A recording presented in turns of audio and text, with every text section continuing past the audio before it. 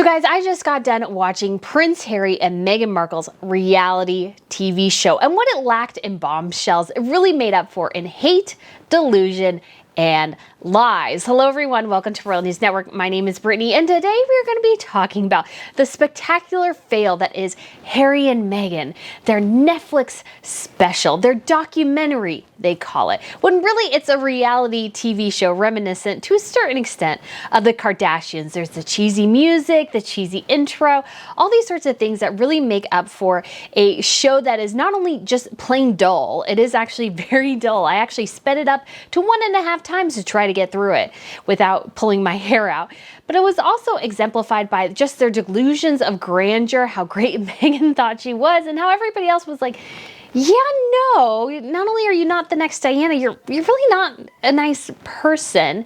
And they're just incredible attempts again and again to try to make us believe what they believe about themselves. In addition, there's a fair number of lies. Obviously, their story about how they met has once again changed. How Meghan met the Queen has once again changed. So all this stuff continues to change and evolve as Harry and Meghan try desperately to get the world to believe their perspective. And while I think there were a couple of interesting nuggets in there, I gleaned a lot of things about Harry and Meghan that I'm sure they probably don't want us to look into and don't want us to see. So guys, I'm going to go over 20 things that we learned today from Prince Harry and Meghan Markle's reality TV show. And most of them will be based around their delusions, their lies, and their hatred towards the British media, the monarchy, and the general public for not being completely enraptured by the glory that is Meghan Markle. But if you guys haven't been here to Royal News Network before, like I said, my name is Brittany, and on this channel I provide compelling royal commentary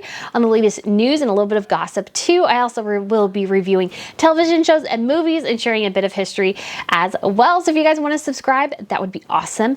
In addition, I have a fashion channel called Royal Fashion News if you want to check out the latest fashion trends from the royal ladies. And I also have a trip to London coming up. So if you would want to come to London with me, we'll be doing some royal things, going to the Cotswolds, spending some time in London, so it'll be a ton of fun. I think it'll be a couple weeks after the coronation around Memorial Day here in the United States. So if you guys are interested, I will have a link down in the description box as well. But like I said, let's get into Prince Harry and Meghan Markle's reality TV show. So just overall, I will say it is boring as heck. It is boring. They are boring. They're not nearly as interesting as I think they are. And so I feel like this whole thing is rehashing ground that they already hashed in the Oprah Winfrey interview, multiple other interviews. So I didn't feel like really throughout the whole thing there was really anything more that we could glean, any greater grievances than they already have shared with us. So it felt very much like a rehashing of ground that has already been treaded for about a year or two. So in many ways, it just seems a little bit silly.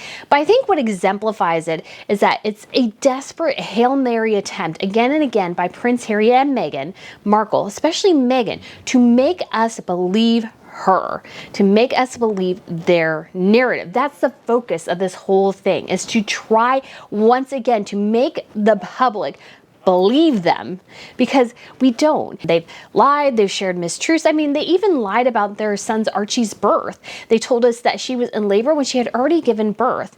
And those type of things, they begin to add up and they create this air of mistrust. And I feel like Harry and Meghan are continuing to push back against it. But they're not doing themselves any favors here. And to exemplify this, one of the greatest, and Meghan has said this again and again, and she refuses to let this go, is that she actually does claim this time that it is herself, Meghan Markle herself, that changed a multi-million-dollar ad campaign. It was her one single letter that changed a multi-million-dollar marketing campaign, which I feel like epitomizes her delusion of her grandeur in so many ways, because I'm sorry, but you were a child, you were a no-name child. Now, I was a no-name child too. The vast majority of people are. Unless you were Princess Charlotte doing this, another princess, a child of an actor or actress, I'm sorry, but nobody was going to pay attention to you. And her belief that everybody was that this whole thing changed based on her letter is something she continues to harp on because people don't believe her. And I feel like that is why she continues to go after it again and again and again. And I feel like that is an expansion of this entire series, is this, you don't believe us. You have this image of me that I don't want you to have. So what I'm going to do is I'm going to pound you again and again with my truth in hopes that some way, somehow, if you hear it again and again and again, you'll actually come over to my perspective. And that's something very much Goebbels said, Hitler's propaganda minister. If you tell a lie enough, it becomes a truth. And so I feel like Meghan is very much on this trajectory, as if she just tells us her version of the truth again and again and again, that we'll all come over to her side and we'll all be just incredibly magnetized by the magnificence, the elegance, the greatness that is Meghan Markle. And I feel like this reality show failed hard on all those fronts. And I will also mention as well, when I watched this, I actually did speed it up to 1.5 times so it would go faster, because honestly, it was so boring. And I was just waiting for it to get done because they drag everything out. They're telling us stuff we already know. So I didn't feel like, again, we gleaned anything from this. So when I insert clips, you'll know some of the times the talking is fast. And that's because I actually sped it up because I was bored. I was looking at my phone. I was like, oh, can this just be over? Are you just going to say anything interesting? And of course they didn't. They didn't say anything interesting at all. But like I said, let's get into these 20 little nuggets that we gleaned from this series. So number one, and this one's kind of simple, but also really weird, I feel like, to a certain extent, is that Meghan calls Harry H, and so do all her friends. And he, at least at one point, called her M. So they're H&M, guys. They're H&M. I feel like H&M should sue them for stealing their copyright and stealing their trademark, basically. And what I found, perhaps something that you could read into this, and now this is just my opinion, is that I really feel like it's almost a bit of Stockholm syndrome, that it's gotten to the point where they have to mimic each other in their, well, I call him H, so he has to call me M. It's just rather odd. I just found that telling about really who they are at the end of the day. I feel like they just want to mimic and glob onto each other so much that they just copy each other because they're so in love. And that brings me to point number two. They are Romeo and Juliet. They are Mark Antony and Cleopatra. They are the greatest love stories of all times, wrapped up in the amazing, incredible, connective, all-encompassing love that is between Prince Harry and Meghan. And I feel like when I came across that more and more, I was just like, oh my gosh, you guys sound so juvenile. I'm so sorry. I don't believe in soulmates. I believe that people can fall in love with different people, and that it's not the soulmate in terms of you find somebody who's like, oh my gosh, this is my perfect soulmate. That's actually something you build over time through connection, through your relationship. And so that's not something you come in and go, oh my gosh, this person is my soulmate.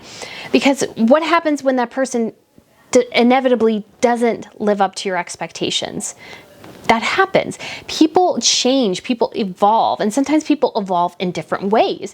And so I feel like this very much idealized notion that Harry and Meghan have of their relationship is doomed to failure, because what do we all know about those two famous examples, Romeo and Juliet, Mark Antony and Cleopatra? And what happened with their love stories? Why, it ended disastrously, which I feel like is the same trajectory Harry and Meghan are on. So go ahead and take a listen to this little clip here. Career, I had my life, I had my path, then came age. I mean, he literally, talk about a plot twist. So again, I don't fault a couple for falling in love, but it's this juvenile notion that they have of themselves, that they are star-crossed lovers, that Harry cannot live without her, that she is everything.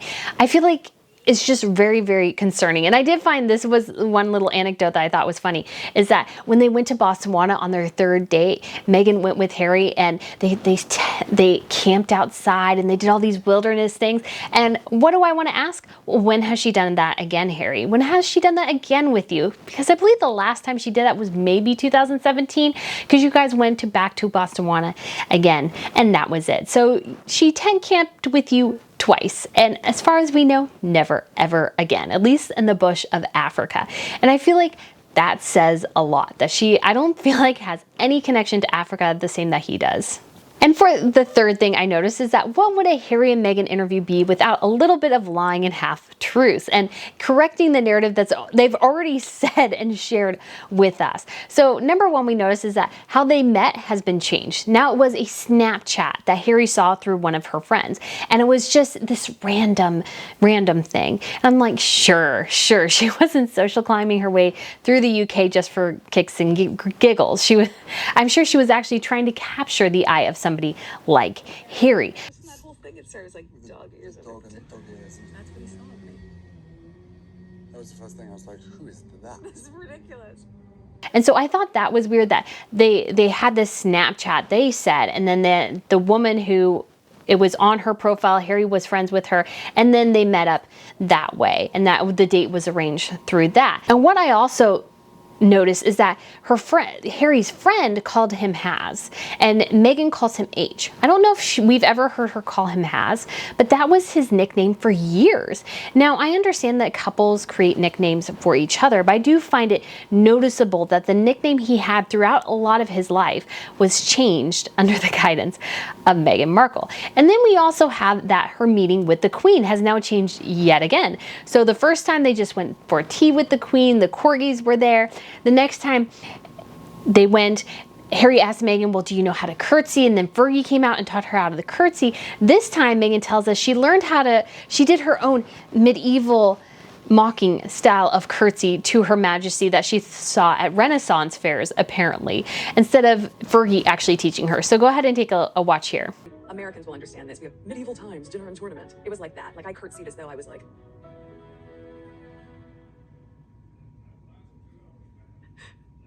pleasure to meet you, Your Majesty. Like, was that okay? It was so intense. All right, so it's just one of those things again where they're just constantly changing things based on what they need or what they think, I guess, people want to see. I'm not sure, but it's again that thing where they're just trying to change everything to fit what they want their narrative to be. And I feel like it's just something that doesn't totally work. Changing something this much damages your credibility. People don't believe you. And the more you change the narrative, the more you add bits and pieces of it and just change it slightly, the more people catch on to that. And so I feel like that was, again, a stupid and huge miscalculation on Harry and Meghan's part. And this goes into my next point. My fourth point is that they don't have any evidence really that Meghan was chased by the paparazzi. They had nothing. There was this hilarious thing in a car. They were in New York and they're like this. They're like looking back behind themselves the whole time because there's a photographer on a scooter somewhere. And I'm like, okie dokie, you guys, and they couldn't show it. I was like, well, why don't somebody get a picture of this guy instead of you guys randomly reacting to something we can't even see? It just didn't work at all. It just came across as fake. Then Meghan goes, oh, I wanted to let you know as well if somebody was in the hallway filming us. It's like, well, where is that film? Maybe they just filmed it because they wanted to film it. And it was just this thing where it was like, okay. And then of course they said, well, there's guys in cars taking long pictures of her, and somebody found out already that the picture they used is another stock image. So it just goes again and again to show that they don't have any evidence of this really. And I found it interesting too because there's obviously been so many reports that the photographers tried to break into Meghan's house. Well, they showed one picture of maybe a porch that is probably Meghan's, but it could also not be, these two men walking down her steps. And so I'm like, well, they're not breaking in. They were probably just knocking to see if you were home, and you weren't home, so they went back to their cars, or you didn't answer, so they went back to their cars. So this idea that they were rummaging through her trash was very, very aggressive. It's just really, really hard to sell, because there was another attempt, and this time was when she got the flowers and she was walking back home, and apparently she got chastised by the members of the press corps and the monarchy because they're like, well, you were smiling at them and everybody thought you loved it. And she's like, well, I was just trying to be nice to them. But it also comes to the fact that, Meghan, you always tried to be famous. You paid for your own paparazzi at points. So I'm sorry, but I don't fully believe that you're not loving this to a certain extent. And she's like, there were 9 or 10 of them. And I was like, well, tell it to Catherine. She had 20 or 30. So I don't understand quite what you're complaining about. I mean, I'm still sure it's just a little bit of a change in everything. It's tough, it's challenging. But Meghan wanted to be a high-ranking actress. She always wanted to be famous, to have people be invested in her, taking her picture. She always wanted that. So this notion that somehow she didn't want this and found it off-putting, I found just a little strange. And the other thing is that once again, we are told that Harry just truly believes that she is exactly like his mother, that she embodies her best qualities. So go ahead and take a listen here. So much of what Meghan is and how she is so similar to my mum. She has the same compassion, she has the same empathy, she has the same confidence. She has this warmth about her. All right, I find Harry incredibly sad when he says things like this, because I'm sorry, but she's not like your mother in the slightest. I'm really sorry. I know he feels this immense wound and connection that Diana has passed, but Meghan, I'm sorry, she's not really like Diana. She inhabits Diana's worst qualities, but definitely not her best. And I feel like Harry, again, he says he doesn't even remember much about his mother from his childhood. And I feel like this plays into it, is that his image of his mother is based on what the media said of her, not who she actually was. Because he did this whole video talking about how she was protecting them when they were skiing and stuff, and he wanted the same thing for his children. But the problem is that what he failed to mention is that oftentimes Diana would call the paparazzi. She wanted them to get the pictures, and then she would get mad when they wouldn't leave when she wanted them to. So she had this very complicated relationship with the press, which Harry didn't go into at all. It wasn't just that they were following her constantly. It's that she would call them, wanted them to take pictures so that she could turn the screws to Charles, and then she would get mad when they wouldn't leave. And those are two different things. And so it's a very complex dynamic, which is why I feel like Catherine and William have done it exceptionally well, is that they know there's the limits. The photographers know the Wales' kids come out when they need to, and then they go back home, and there are photo calls done, but there's very much, Catherine and William are not playing to the media the way Diana did. They're not calling them. They're very much trying to live a private life with their children, and sometimes people do catch them on a day off or whatever, but there's not that chasing because there's just not even a need. So what I found as well is I thought Meghan really does think of herself as superior to everybody else, and I saw this in this bit about their first date and how Harry was running late, and Meghan was like, how dare he be late? I am not going to sit here. Because she thought it was this arrogance thing, that he was arrogant, so he was going to make her wait. And she's like, I am not waiting. Of course, she did wait. And I just thought it was, just looking at that from her character, I'm like, well, it definitely could be that he's late. I realize that he's a more powerful person than you, and he could be making you wait. But hey, it's only the first date, honey. You need to give the guy some more time. If every day he's late, then that's an issue. But if on the first day he's late, hey, that happens. It's just, it felt like she thought she was this gorgeous, glamorous woman, and how dare any man make her wait. Even a prince, how dare he make her wait for the date.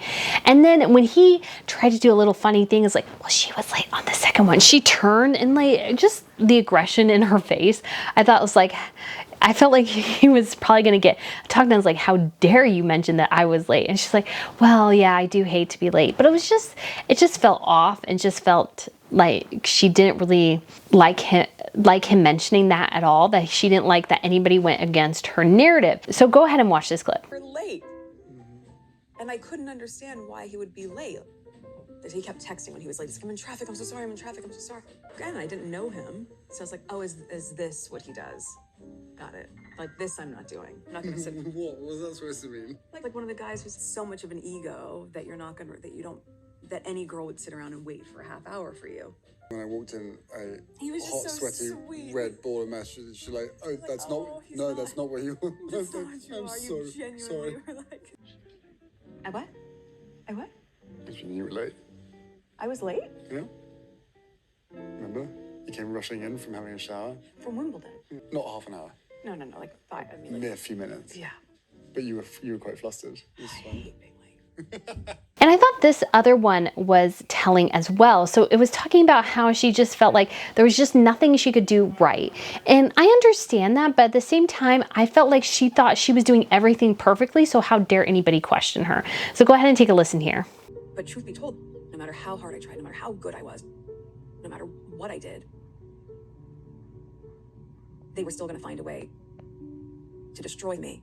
But it just has really seemed like she always feels herself superior to everybody, and that's how she acts, and that's how people perceive her, and that's why I think a lot of people just generally don't like Meghan Markle. So this one was just really pathetic, as apparently Meghan was on the phone and she was like, he's gonna do it, he's gonna do it. So she videoed her own proposal. Run away. In the little walled garden, being overlooked by the staff flats. I got 15 of those electric candles. Oh my God, Jess, it's happening. Oh my God, he told me not to peek. Oh my God. What is it? Really clever. See, he's funny. Of course I got down on one knee. Of course I did. He was down on one knee and I was like, yes, you're so joyful and excited. He's like, oh, we're doing this. I know why I waited. Which I find just tacky as heck, and that they shared it, it's just super tacky. They didn't really go into any details. There was like this blurry screenshot of him down on one knee, but it was just, you get the sense the whole time she was always documenting this in the hopes that someday she could make something out of it. That's what I always feel like with her, and so I feel like that really exemplifies it very much. So number 8 is that Meghan, apparently her feelings on the Commonwealth have drastically changed. So initially, Meghan seemed obsessed with the Commonwealth, which I always thought was super weird. She had those Commonwealth flowers on her veil as if she was going to be queen of the Commonwealth. I thought in her mind that's what she thought. And she was going to be vice president of the Queen's Commonwealth Trust, of course, with Harry as president. So they were going to have this high profile role, and the family was really excited to have somebody of a mixed race heritage in that position. However, apparently it's turned, and now it's this terrible racist institution. And it's a legacy of Her Majesty, one that she worked very hard to maintain. And the purpose of it, they say it's the Empire 2.0. And I'm like, no, it's not. Some of these countries, they need a good trading deal with the UK, and the Commonwealth offers that. They probably wouldn't be able, in some cases, to afford the tariffs, to trade well, if not for the Commonwealth being there. And so I feel like it's just very much a dig at Her Majesty, the crown, the monarchy, and specifically Queen Elizabeth's legacy to go after the Commonwealth in this manner. Because really, at the end of the day, it's an economic agreement. People get into it because it economically benefits them, and not only does it benefit the UK, it benefits the other countries too. And I feel like Harry and Meghan gloss over that in an attempt to make it a racist institution, so it goes along with their narrative. All right, the number 9 thing that we saw in this is that Harry blames the media for every single one of his breakups. Every single one of his breakups is the fault of the British media and nothing else, it seems like. And while I, to a certain extent, understand that the British media probably played a pretty big part, it's like, I think you probably did too, bud. I think you contributed to the demise of your relationships.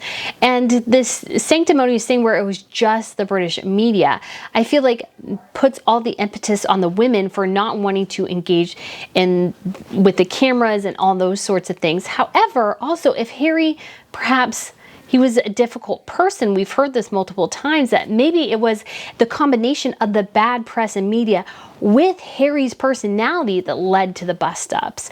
And so why do I say this, and why do we go into this? Because I think it's important to realize that Harry has this vendetta against the press, and he's not really taking responsibility for perhaps his own actions. So instead of saying, well, maybe it was me, maybe I didn't do enough in my personal life in addition to the intrusion of the press to make these women want to stay, instead it's all on the press and then the woman for deciding she couldn't deal with it. Now, he's not really blaming them, but if you see what I mean, it's just, nothing's on him. It's all the British press. All he had to do was find the woman who could deal with the pressure. Now, I understand that is definitely the case, but I think if you're secure in your relationship, if you're secure in your dynamic, yes, the press is intrusive and it's awful, but I think more women would have been willing to do that if he wasn't such a cad. So I think that is really his real issue, and one he's not really dealing with.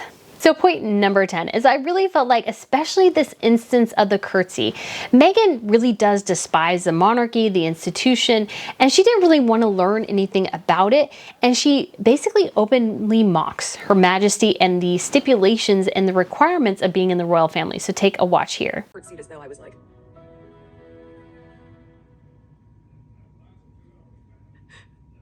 pleasure to meet you, Your Majesty. All right, I know this little gif has made the rounds quite a bit, but I think it just again, tells you a lot about who Meghan is that she thought all of it was a joke. She was like, well, they don't do this behind closed doors. And then they did. And she was like, oh my gosh, can you believe how archaic this institution is? She doesn't say that directly, but I feel like that was her intention, is like, why are they still doing this? They don't need to do this. I don't want to do this. I'm an American. I shouldn't have to do this.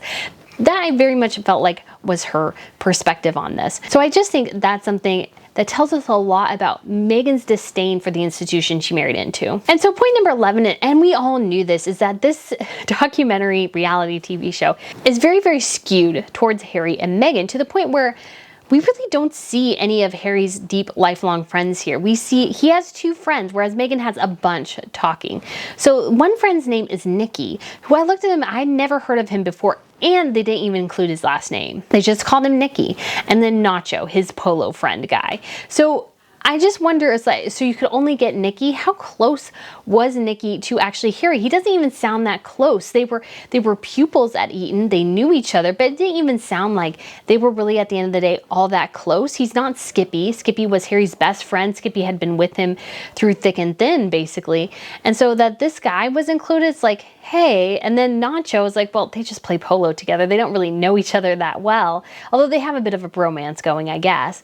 But then it's all Meghan's friends. Meghan's producer from Suits, her friend Lindsay Roth and her other friend, and a couple actress friends, Serena Williams. It was all very much Meghan people, Meghan centric.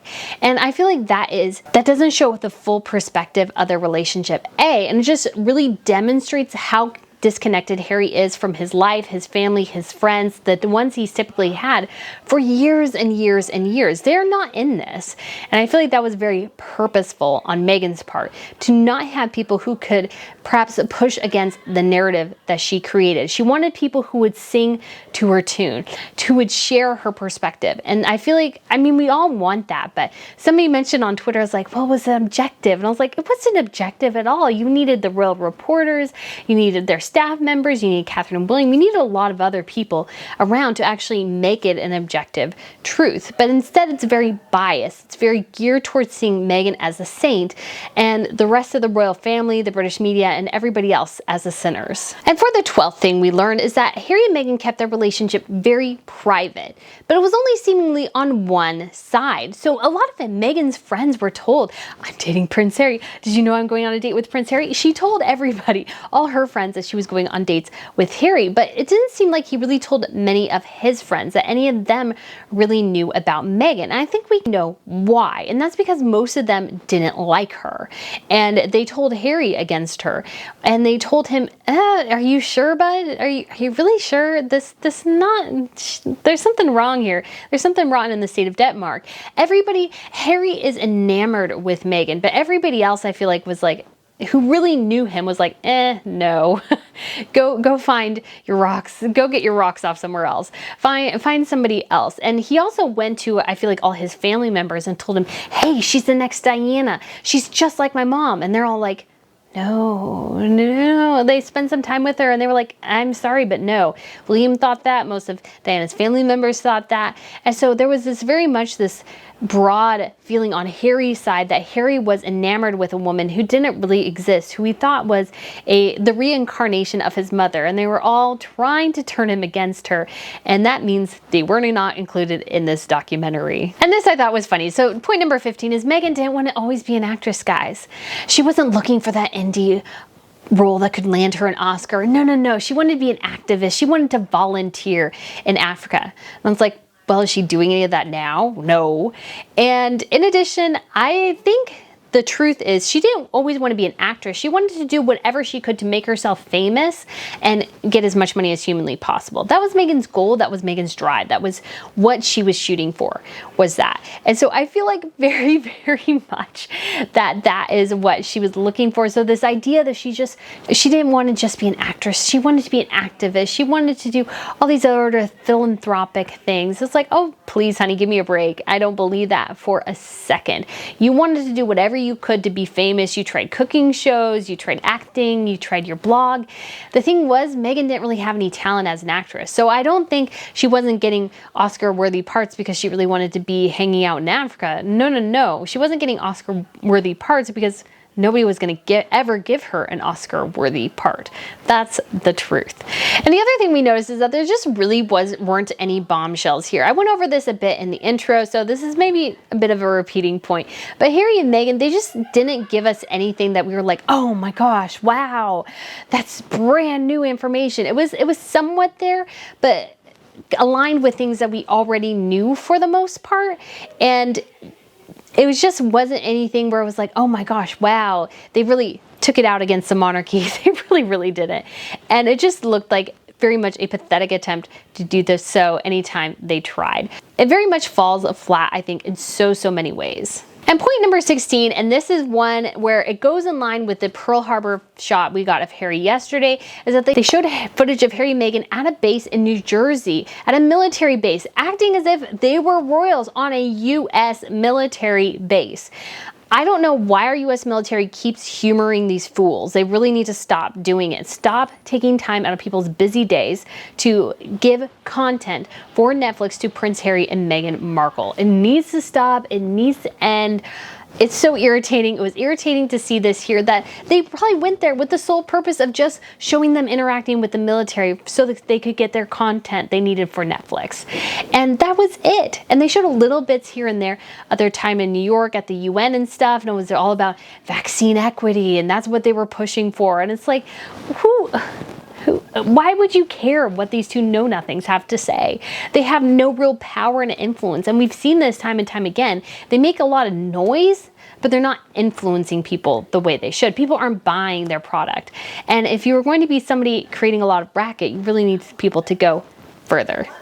And throughout the interviews as well, we got the sense there were at least 2 movies Meghan Markle referenced. She referenced at least The Princess Diaries, and I want to say she referenced something else that was very much movie biz type of thing. And I think that really tells us, like I've said in other videos, that Meghan Markle believed that she was marrying into a Disney fairy tale. She believed she was marrying into this world that never existed, that was a complete and utter farce and fantasy. And I get it, she's trying to get people to believe her, to sympathize with her and everything. But at the same time, it's like, no, it's not going to be like The Princess Diaries. That's fictional. You need to actually understand how the real monarchy works, not the fake one on a movie screen, the real one. And again, that exemplifies why Meghan Markle failed, is that she didn't fundamentally understand the institution at all and didn't care to. She thought literally she was walking onto a Hollywood set, I feel like, when she became a duchess, and that things went really wrong really quickly. She didn't really even know, I feel like, what to do. Being a royal, it's rather boring in a lot of ways. You shake hands, you cut ribbons, you go to cold places, drink tea. It's not as glamorous as you might think it is. And if Meghan had spent any time trying to understand the institution, I feel like that would have become evident to her pretty quickly. But she didn't care, because I think her whole drive, everything she was driving to, was wanting at some day to make something like this so she can make as much money as humanly possible off the back of her in-laws. Is that she felt like Catherine and William were cold and stiff. So Catherine and William are obviously the future king and queen of England, and she just, I don't think, liked them very much at all, because she was very turned off that they didn't want to give her a hug. So go ahead and take a listen here. Kate came over, and I'd met her for the first time. They came over for dinner. I remember I was in ripped jeans and I was barefoot. It's like I was a hugger. I've always been a hugger. I didn't realize that is really jarring for a lot of Brits. I guess I started to understand very quickly that the formality on the outside carried through on the inside, that there is a forward-facing way of being. And then you close the door and you go, oh, great. Okay, we can relax now. But that formality carries over on both sides. And that was surprising to me.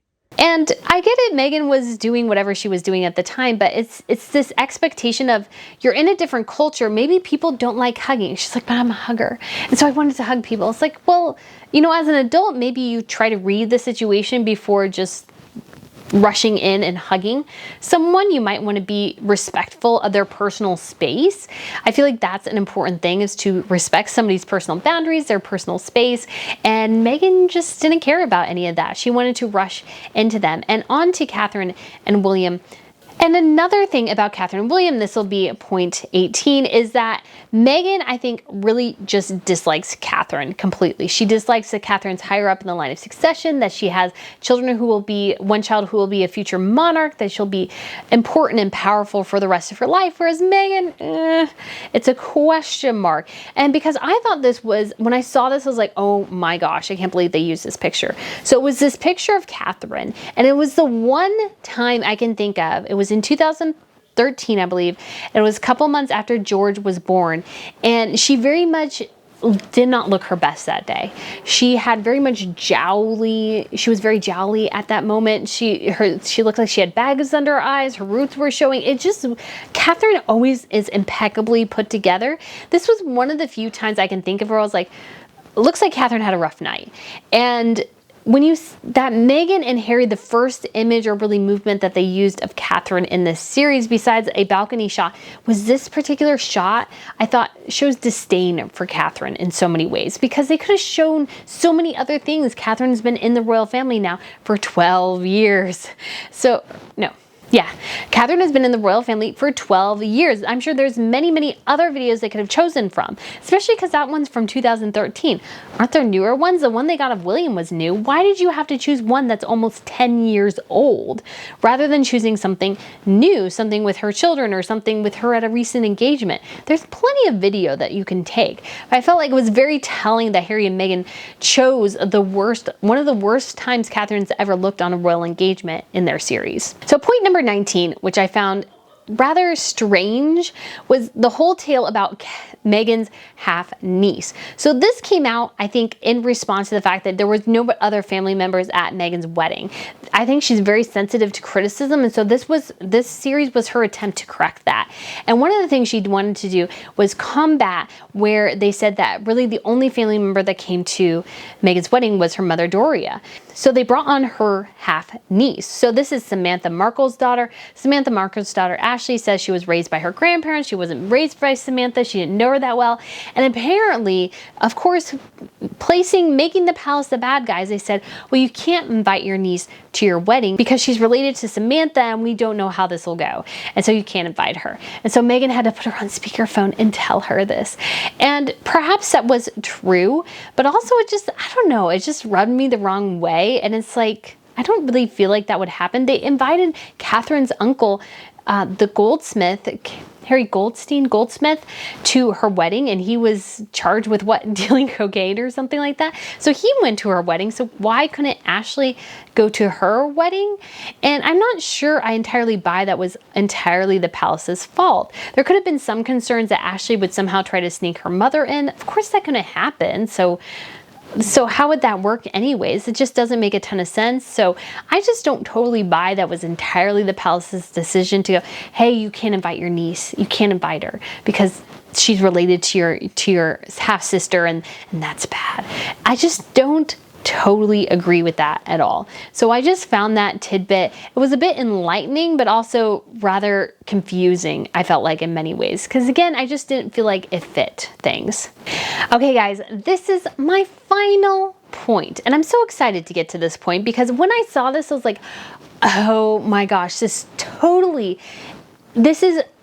gives you so much insight into who Meghan is, I think. So when they were initially connected via social media, Meghan didn't want to Google him because she's sensitive to the criticism that we all think she didn't Google him, but she wanted to see his Instagram profile because that would give her a good sense of who he is.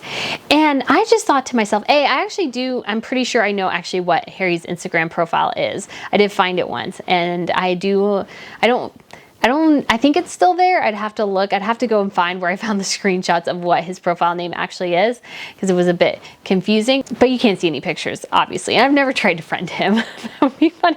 But anyways, so apparently a lot of his pictures, which he showed, were from Africa because that's where his heart is. Of course, he's in California now. It's about as far away from Africa as he can get. But his heart and soul was in Africa at the time. And so he showed all these pictures and she's like, she fell in love with these pictures and these gorgeous images. And what came to mind to me is that Meghan for the general public, Meghan wants us to see her Instagram profile and believe that's who she is.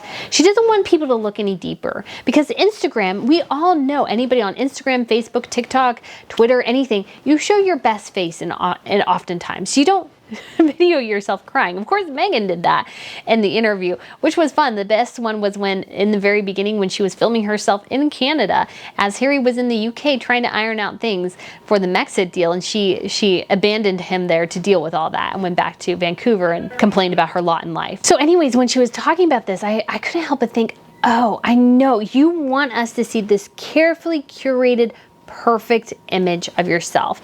You want us to see, this is the thing you want us to see, is Instagram.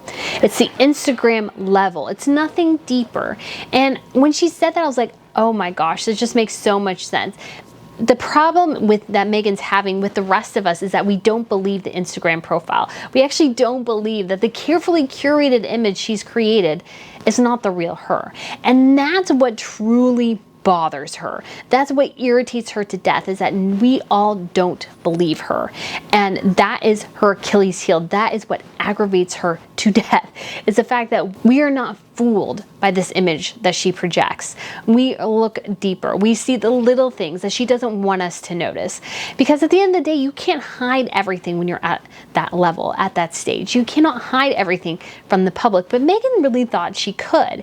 And she's still trying again and again. She's like, well, nobody really knows me. It's like, well, I think we do, and I just don't think we like what we see. And that's, again, what really, really is just so hard for her to understand, so hard for her to deal with, is that she just wants us to see Instagram, her Instagram worthiness, her Instagram profile, her character, the one she projects, rather than the one that she really is underneath. Because like us all, we all put our best faces on social media. We don't all show the challenges, the struggles that we're dealing with. And perhaps we should do that more, but most people don't. And I feel like that's what Meghan is thinking. And that's why, once again, this will be an abject failure, because nobody believes Meghan's Instagram image. It always falls apart under scrutiny, and she just scrambles time and time again to try to figure out how to fix it. And unfortunately for her, I don't think she ever will. So guys, thank you so much for watching. I hope you really, really enjoyed this video and my analysis. I will say again, the series is boring. If you want to watch it, sure, but honestly, it's dull. It's really dull. Again, I did it at 1.5 speed just to get done with it, because I'm like, oh, can we just go on? I've heard this again and again and again. You guys have complained about this over and over and over again. So guys, again, thank you so much for watching. I look forward to seeing you guys again soon. And I was going to do an episode by episode review, but honestly, I just find it too dull to do that. But I was thinking of still doing a live stream this evening, and probably still one doing this weekend, but it'll be complicated because I have family things. And for those of you who are asking, my grandfather made that. So guys, again, thank you so much for watching, and I look forward to seeing you again soon. Bye.